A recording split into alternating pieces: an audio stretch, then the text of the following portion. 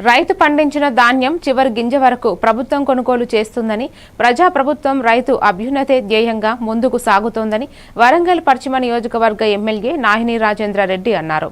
కాజీపేట సోమిడిలో నూతనంగా వరి కొనుగోలు కేంద్రాన్ని ఏర్పాటు చేసి ప్రారంభించారు.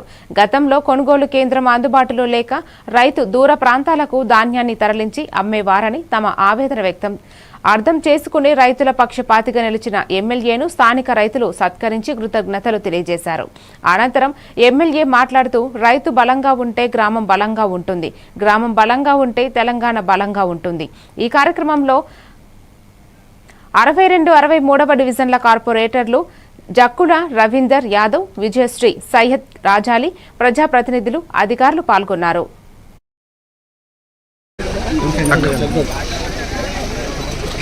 బాబా